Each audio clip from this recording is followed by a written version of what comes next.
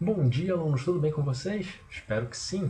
Bom, galerinha, hoje nós veremos as principais forças da dinâmica. Então se ajeitem na cadeira, prepara o material de estudo e a água e vamos começar. Bom, galera, a primeira força que nós veremos é a chamada força-peso, que é representada pela letra P maiúscula, né? E repara que tem essa setinha em cima. Opa, essa setinha em cima significa o que mesmo? Isso, prestando atenção, excelente. Significa que essa força é uma grandeza vetorial. Perfeito. Ok, galera. Essa força-peso, ela tem origem na interação gravitacional entre os corpos e a Terra, né? Ou seja, ela vem do princípio, né, que diz o seguinte, que massa atrai massa. Isso significa o quê? Olha a figura aqui ao lado. Nós temos a Terra, né? A Terra, ela tem uma massa em comparação a nós, né? Uma massa infinita. E aí o que acontece? Ela vai gerar ao redor dela um campo gravitacional.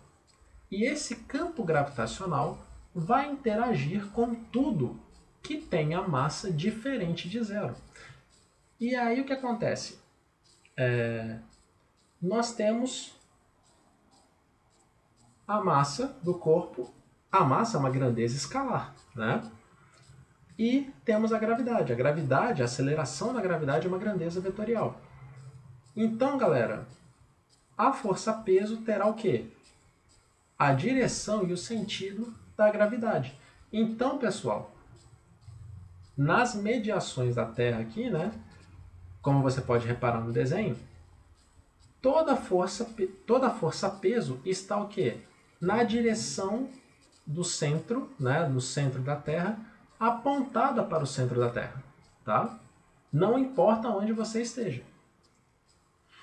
Então, galera, de novo, tudo que tem massa vai sofrer a ação da força-peso, tá? E como nós calculamos isso? Através dessa formulinha que está aqui, massa vezes gravidade, ok? E não preciso, né? Vamos lá, se você lembra da aula passada, qual que é a unidade do peso? O peso é uma força. Força, a unidade sempre será isso aí, Newton. Beleza? Então, essa é a primeira força. Tá? Seguindo. A segunda, galera, é a força normal, que é representada pela letra N maiúscula. Galera, essa força ela é um pouquinho diferente. Tá? É assim, toda vez que a gente encosta em uma superfície ou apoia um corpo sobre o outro, ambos sólidos, há interação devido ao contato por meio de uma força que recebe o nome de força normal. Ou seja, pessoal, né, presta atenção aqui no que eu estou falando agora. Sempre que você tiver dois corpos sólidos em contato, beleza? Em contato, sempre você terá a força normal atuando sobre o objeto. E não importa como é essa superfície de contato. A normal, olha para o texto agora, sempre vai formar um ângulo de 90 graus com a superfície de contato. Então, ou seja, vamos lá, olha aí, você está assistindo essa aula no computador? Esse computador está em cima da sua mesa, né? Opa, olha aí, computador sólido, mesa sólido. O computador está sobre a mesa.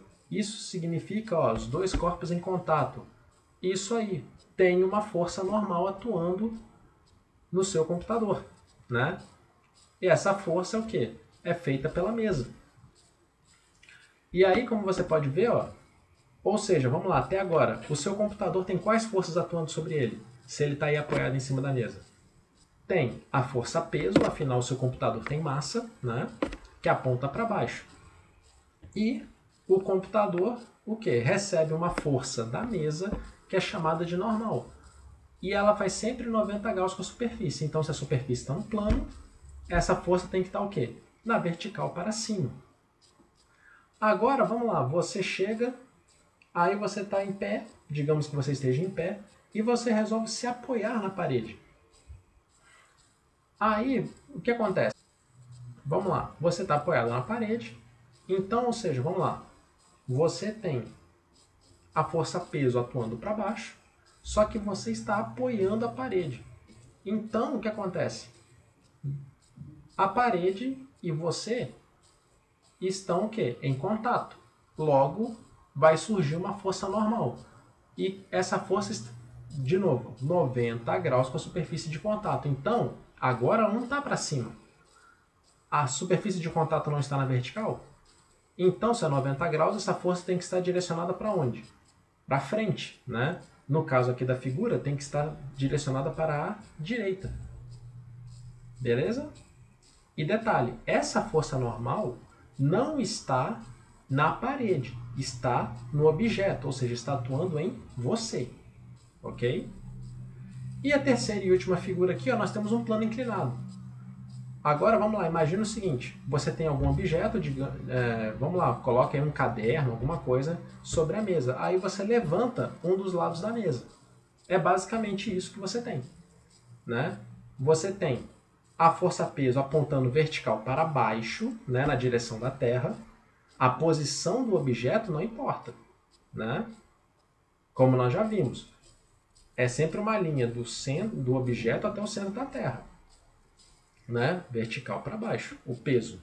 Só que a normal, ela acompanha a superfície de contato.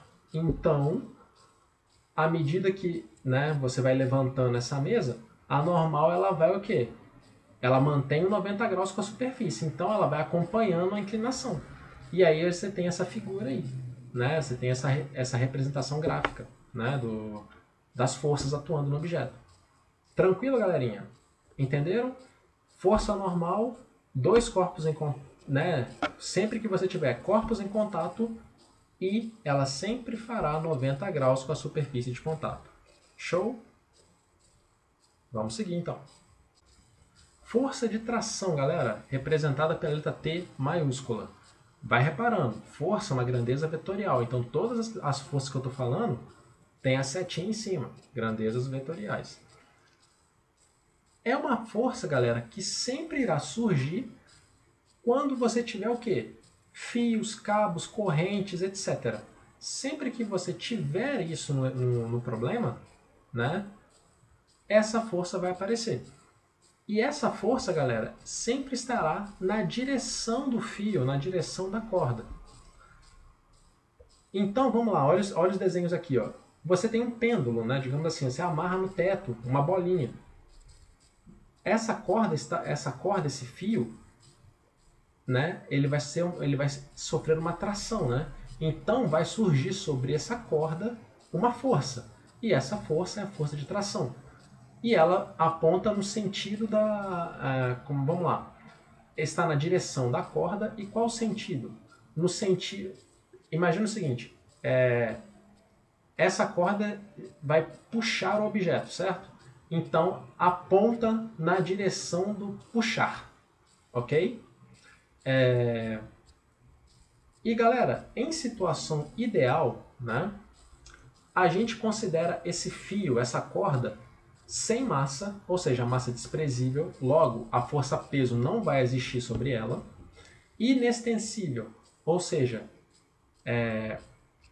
o comprimento da corda, mesmo você puxando ela, não é alterado. Por exemplo, um exemplo disso, se você pega o seu cadarço, né, do seu tênis, e você estica ele, tá lá, esticadinho na sua mão. Aí você faz aquela força assim de puxar. Você vai ver que essa corda, esse cadarço, ele vai o quê? Ele vai esticar pelo menos um pouquinho, né? Ou seja, você está causando ali uma pequena deformação, né? Isso, galera, não acontece aqui. Ou seja, você pode puxar do jeito que for esse fio, essa corda, e o comprimento dela sempre será o mesmo. E, como é uma situação ideal, essa força de tração é aplicada por toda a corda. Ou seja, a tração em uma extremidade vai acabar sendo igual a outra extremidade da corda. Então, olha os desenhos aqui. Ó. De novo, você tem uma bola amarrada no teto. Isso significa que você tem uma força de tração apontando para cima e considerando o fio ideal, significa que na outra extremidade da corda, né, você tem uma tração, a mesma força de tração, só que apontando para baixo. Tá? Na outra aqui, ó, tem um bloquinho e a pessoa está puxando. Só que ao invés de estar na horizontal, está numa diagonal. A força de tração acompanha a corda. E, numa situação ideal, a mesma força de tração que está no bloquinho na corda, né, apontando na direção da mão, temos uma outra força de tração da mão em direção ao bloco também na corda. E a última aqui, ó, agora apoiada na parede. A tração acompanha a corda de novo. Beleza? Então, resuminho de tração. Sempre que você vê um fio, uma corda atuando no objeto, você pode bater o martelo e falar, opa, tem a força de tração atuando nessa corda. Show? Seguindo. Galerinha, força elástica, né? F com índice EL, né? Representação aqui. Galera, vamos lá. Uma característica peculiar de um material elástico é que, ao ser arqueado, comprimido ou esticado, ele resiste gradativamente, imprimindo uma força no sentido contrário ao da deformação. Ou seja, essa força ao contrário nada mais é que o material quer voltar ao tamanho, ao comprimento original. Essa força de resistência que surge é a que nós chamamos de força elástica. Então, galera, essa força, da mesma forma, ó, tração, ela só aparece quando? Quando você tem um fio, uma corda, alguma coisa no exercício. A força elástica só irá aparecer se você tiver um material elástico no problema. E esse material elástico sofrer algum tipo de deformação. Geralmente, né, em 99,999% dos casos, esse material elástico que nós estudamos é uma mola. Né? Então, olha aqui, ó. Nós temos uma mola em situação de equilíbrio, ou seja, em seu comprimento original. Na situação de baixo, eu faço o quê? Eu comprimo essa mola, eu faço uma força, né, para comprimir a mola. Se você solta essa mola, o que acontece? A mola, ela, de novo, a tendência é o quê? Voltar ao tamanho original. Então essa força de resistência é uma força que aponta para a direita. Então, e no último caso, ao invés de comprimir a mola, eu vou alongar essa mola. A força de resistência vai apontar no sentido contrário. A força elástica vai apontar no sentido contrário. Então, galera, pegaram isso aí? Sempre que você tiver uma mola ou algum material elástico e causar nele uma deformação em relação ao tamanho original, a força elástica vai aparecer. E como nós calculamos ela? Nós calculamos por essa formulinha aqui, ó.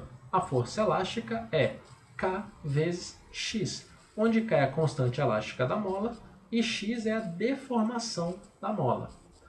E galera, o seguinte, quanto mais você puxa ou comprime esse corpo elástico, mais difícil vai se tornar isso, né?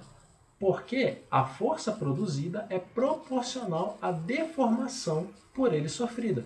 Então, se você pega uma mola, e você deforma, pega assim, imagina o seguinte, você tem uma mola, né? Aí você, comprime 2 centímetros. Nossa, isso foi tipo assim, tranquilo, né? Só que aí você tenta comprimir essa mola 30 centímetros, né? Considerando que você tem uma mola grande. 30 centímetros. Já vai ser extremamente trabalhoso. E se você comprimir mais ainda, mais força será necessária. Por quê? Quanto maior a deformação que você causa, maior a força elástica que a mola está fazendo, né? E aí, pessoal, essa expressão, força elástica igual a Kx, nós chamamos de lei de Hooke, né? E nós podemos calcular a constante elástica através do gráfico. Afinal, essa expressãozinha tem a cara de uma equação de primeiro grau, que na matemática, equações de primeiro grau, o gráfico no gráfico dela é sempre o quê? Uma reta. Então, nós temos aqui, ó, k vezes x. E aí, pessoal, olha só, isso é uma reta. Aí, galera, olha o seguinte, ó, repara aqui no gráfico. Eu tenho a reta com o ângulo θ e eu tenho um ponto P, que é chamado ponto crítico, né? O que é esse ponto crítico?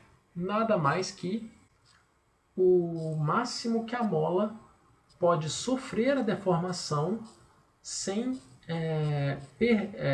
perder a sua característica. Ou seja, você já deve ter brincado com isso, algo do tipo.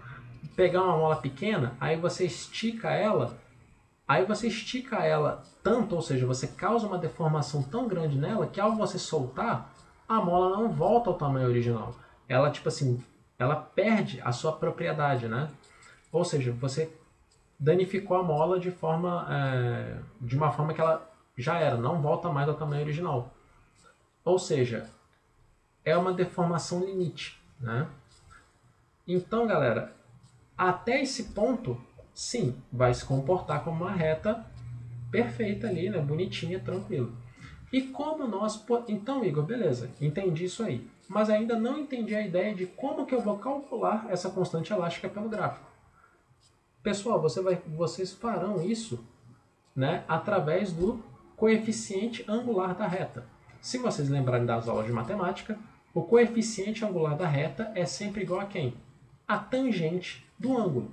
E como que você calcula a tangente, né, do ângulo que essa reta está fazendo? Ó, se nós percebemos aqui na figura abaixo, nós conseguimos fazer um triângulo retângulo, né?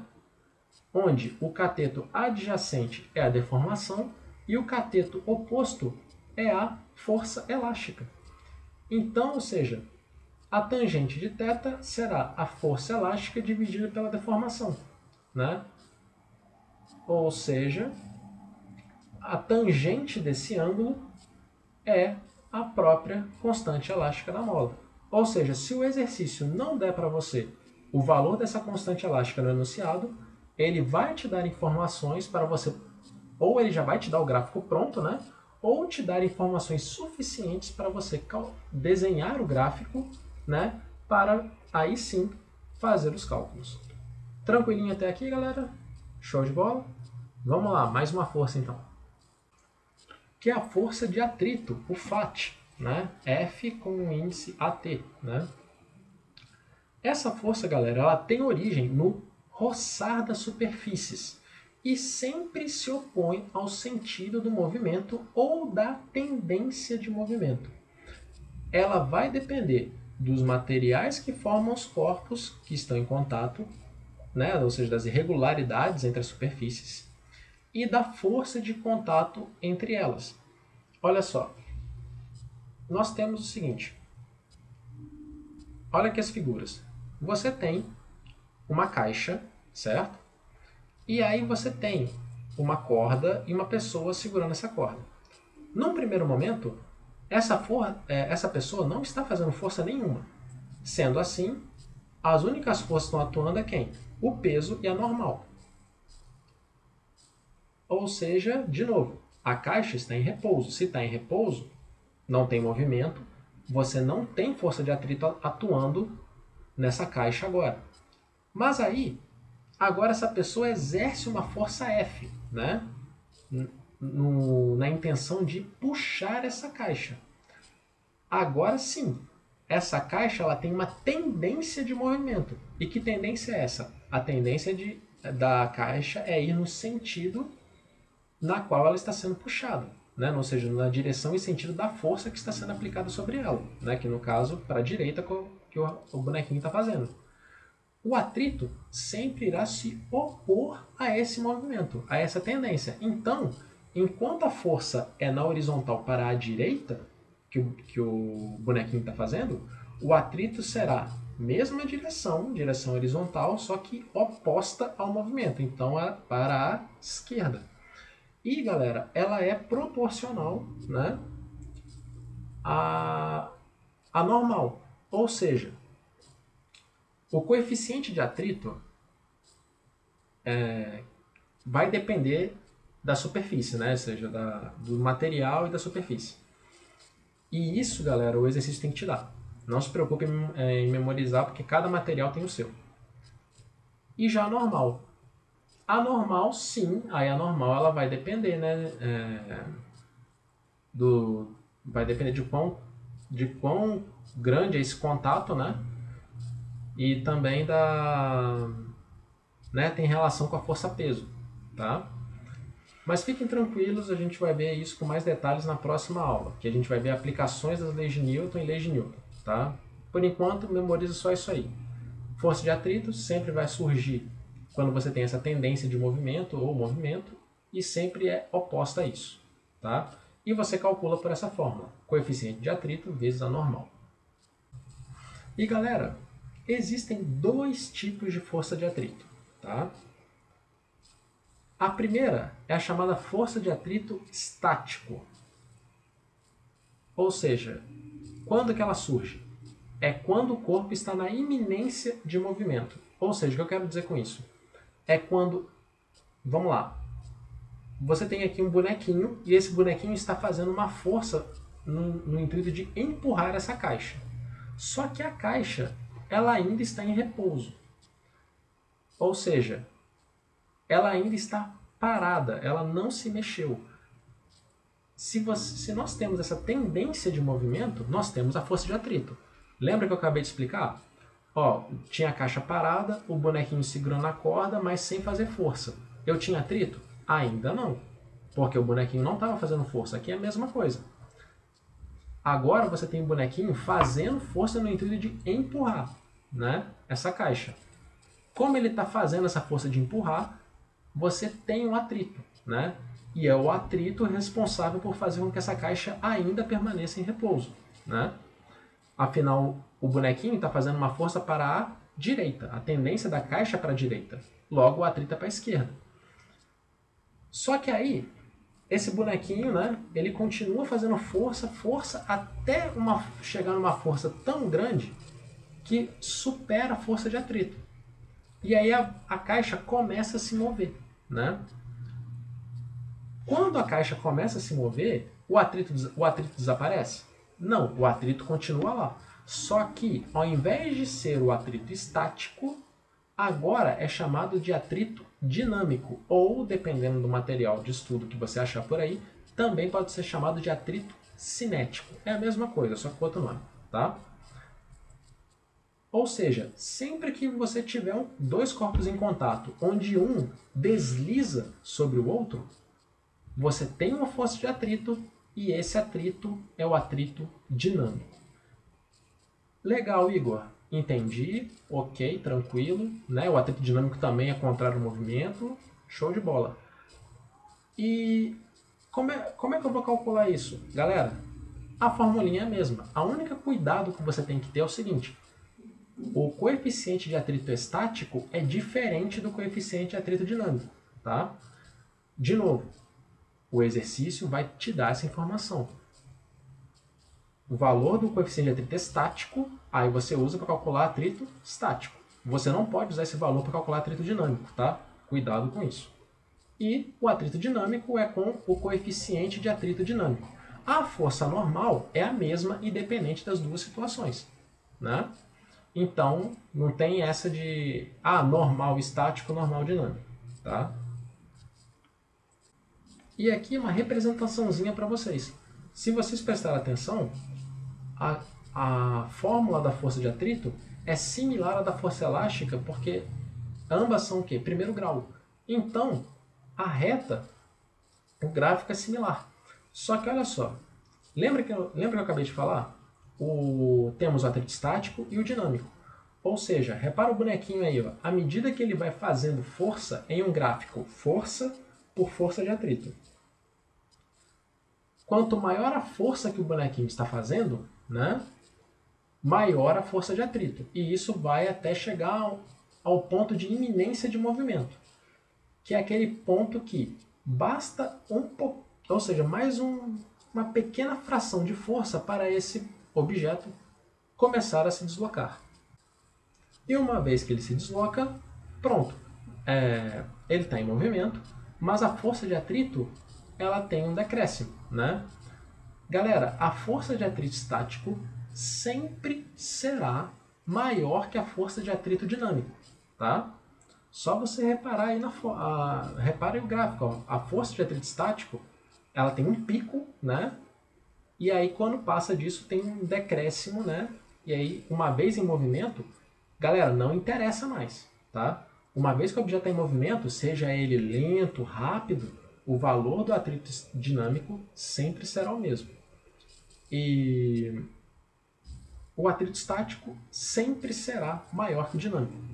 Ou seja, é sempre mais difícil você pegar um objeto que está em repouso e colocá-lo em movimento do que você já pegar um objeto que já esteja em movimento e dar continuidade a ele. Um exemplo prático. Exemplo, carrinho de supermercado. Imagina um carrinho lotado, né? É muito mais difícil você pegar esse carrinho e colocar ele em movimento com ele parado do que esse carrinho já estiver embalado, né? E aí você aproveita o embalo dele para continuar empurrando. Aí, galerinha, eu falei, o atrito estático é maior que o dinâmico. A força normal, tanto no estático quanto no dinâmico, são as mesmas. Então, isso significa que o coeficiente de atrito estático sempre será maior que o atrito dinâmico. Tranquilo até aqui, galera? Ficou clara a força de atrito? Show de bola, então. Vamos seguir, então, aqui para a última força, que essa não tem no nosso livro, tá? Tô colocando aqui mais de curiosidade para vocês, tá? Que é a força de resistência do ar. Galera, quando um corpo está em movimento, existe uma força de resistência causada pelo ar ao seu redor. Acho que todo mundo aqui já sentiu isso, pelo menos assim, ó, você está correndo, tipo assim, ó. Vamos lá, imagina o seguinte, você está aí, exemplo, você estava na rua, né, sem vento, sem nada.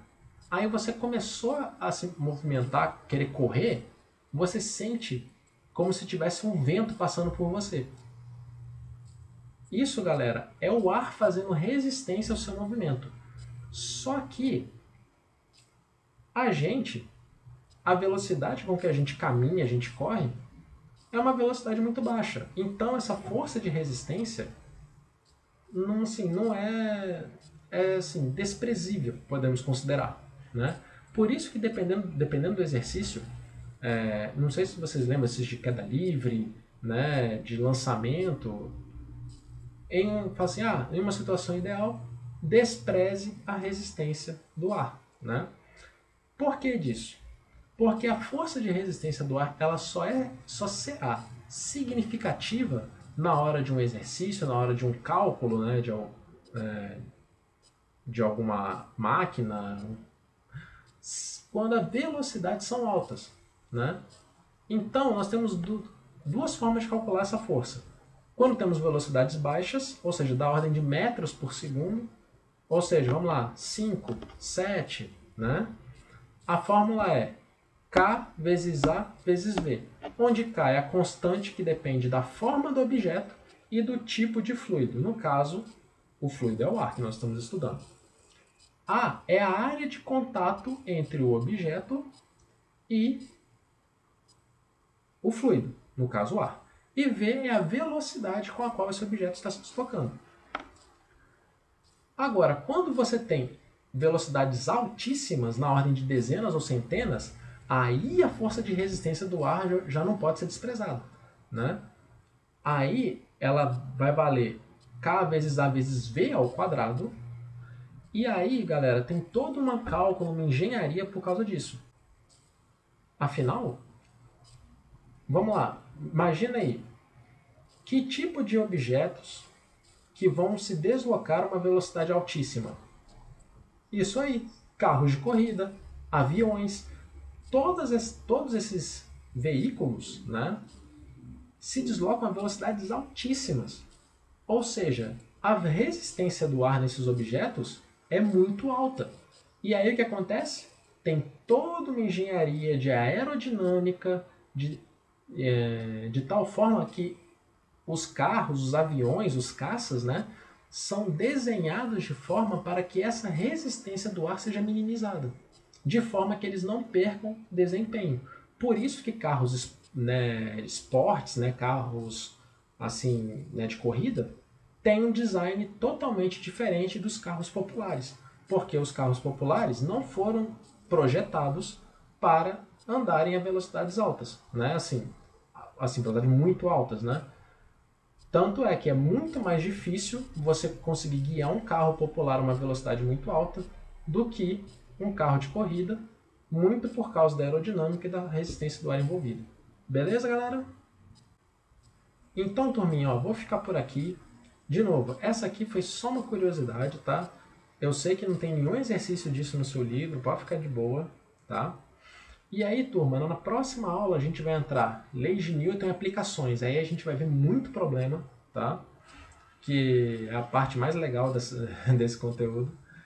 E aí eu passo uma listinha bem bacana para vocês fazerem. Show de bola? Bom, galera, sem mais delongas, que esse vídeo está ficando enorme. Bons estudos, fiquem bem e a gente se vê na próxima aula. Tchau, tchau!